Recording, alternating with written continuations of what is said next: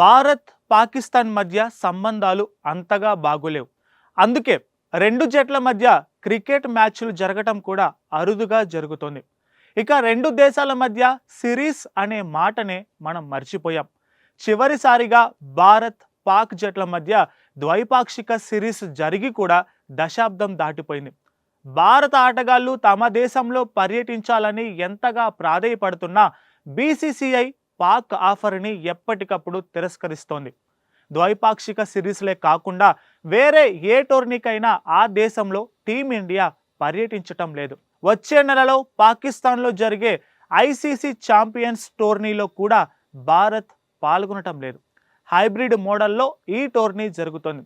దుబాయ్లో భారత్ ఆడే లీగ్ మ్యాచ్లతో పాటు నాకౌట్కు చేరితే ఆ మ్యాచ్లను కూడా అక్కడ నిర్వహిస్తున్నాయి. అయితే ఇలాంటి పరిస్థితిలో భారత కెప్టెన్ రోహిత్ శర్మ త్వరలో పాకిస్తాన్ పర్యటించబోతున్నట్లు చర్చనీయాంశంగా మారింది.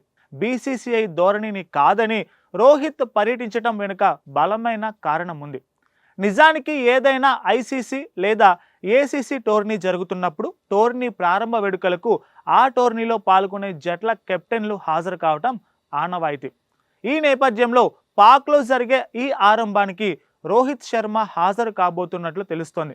ఫిబ్రవరి 17వ తేదీన టోర్నీ ఆరంభానికి రోహిత్ హాజరు కాబోతున్నట్లు తెలుస్తోంది. దీనిపై ఇప్పటి వరకు స్పష్టమైన సమాచారం లేనప్పటికీ రోహిత్ హాజరు కావడం పక్కా అని ప్రచారం జరుగుతోంది. అదే రోజు నుంచి వివిధ దేశాల మధ్య వార్మప్ మ్యాచ్లు కూడా జరుగుతాయి.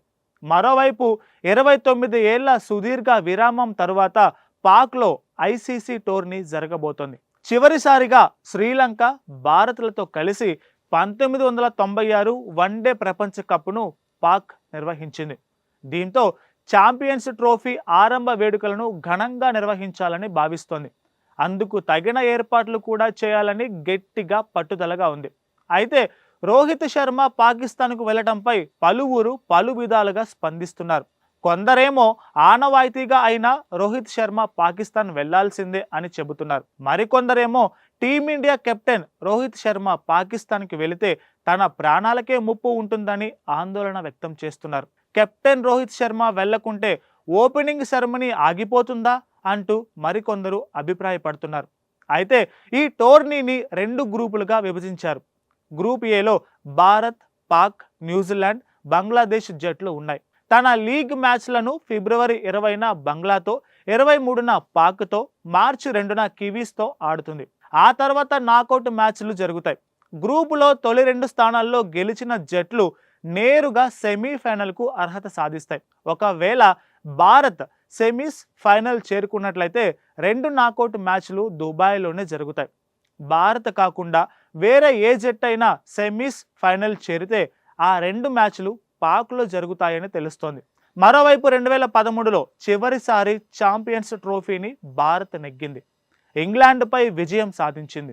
అలాగే 2017లో ఫైనల్కు చేరిన భారత్ పాక్ చేతిలో ఓడిపోయింది. ఇక 8 ఏళ్ల సుదీర్ఘ విరామం తరువాత ఛాంపియన్స్ ట్రోఫీ జరగబోతోంది. కట్ ఆఫ్ తేదీ వరకు ర్యాంకింగ్స్లో టాప్ 7లో ఉన్న జట్లు నేరుగా ఛాంపియన్స్ ట్రోఫీకి అర్హతను సాధిస్తాయి.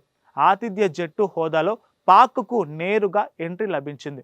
వచ్చే నెల 19న న్యూజిలాండ్ పాక్ మధ్య పోరుతో ఛాంపియన్స్ ట్రోఫీ పోరు మొదలవుతోంది. Please subscribe to the channel and download the Politicos app from the links in the description.